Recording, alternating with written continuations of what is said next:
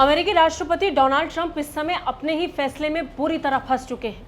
पहले ही उनके देश में उनका विरोध हो रहा है, यूरोप उनके दबाव में आ नहीं रहा है, भारत भी झुक नहीं रहा है। इन सब के बीच अमेरिकी राष्ट्रपति डोनाल्ड ट्रंप अब यूरोप पर प्रेशर बढ़ाना शुरू कर चुके हैं। यूरोप को लेकर अमेरिका राष्ट्रपति डोनाल्ड ट्रंप अब कह रहे हैं कि किसी भी कीमत पर रूसी तेल को खरीदना यूरोप को भी बंद करना चाहिए। बड़े स्तर पर भारत ये लंबे वक्त से कहता आया कि भारत जो रूस से तेल खरीद रहा है वो अपनी जरूरतों के लिए खरीद रहा है, और यूरोप जो भारत से तेल खरीद रहा है वो भी रूसी तेल है।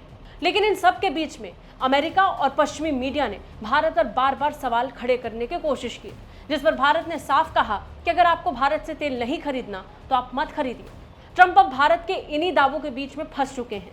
जहां अमेरिका भारत पर टैरिफ लगाकर भारत को घेरने की कोशिश कर रहे थे, वहीं दूसरी तरफ यूरोप अब भी भारत से लगातार तेल खरीद रहा है, और ये जो तेल खरीदा जा रहा है वो भारत ने रूस से लिया। इन्हीं सब के बीच में जब टकराव की स्थिति बढ़ी तो अमेरिका के राष्ट्रपति ने अब धमकाकर यूरोप को कहा है कि तेल खरीदना बंद कर दो। गौर करने वाली बात यह है कि अमेरिकी राष्ट्रपति ट्रंप ने यह धमकी ऐसे वक्त पर दी जब यूरोपीय संघ की प्रमुख उर्सुला ने प्रधानमंत्री नरेंद्र मोदी से फोन पर बात की थी, वो भी फ्री ट्रेड एग्रीमेंट को लेकर। जब फ्री ट्रेड एग्रीमेंट को लेकर भारत और यूरोपीय देश एक दूसरे के काफी करीब आ रहे हैं, ऐसे वक्त पर यूरोपीय संघ को ट्रंप की धमकी बता रही है कि ट्रंप अपने ही जाल में फंस चुके हैं। व्हाइट हाउस के एक अधिकारी ने अमेरिकी ब्रॉडकास्टर CNN को यह जानकारी दी। ट्रंप ने यूक्रेनी राष्ट्रपति वोलोदिमीर ज़ेलेंस्की और बाकी यूरोपीय नेताओं के साथ कोलिजन ऑफ द विलिंग की बैठक में टिप्पणी की। ये यूक्रेनी सहयोगियों का एक समूह है जो युद्ध को समाप्त करने और भविष्य के हमलों से यूक्रेन को सुरक्षा प्रदान करने की कोशिश कर रहा है। यूरोपीय देशों पर ट्रंप की टिप्पणी के बाद फ्रांस के राष्ट्रपति इमैनुअल मैक्रोन ने यूक्रेन में शांति को लेकर अपनी बात रखी। उन्होंने कहा कि 26 देशों ने वादा किया है कि अगर युद्ध विराम समझौते को अंतिम रूप दिया जाता है तो वे संभावित शांति सेना में योगदान देंगे।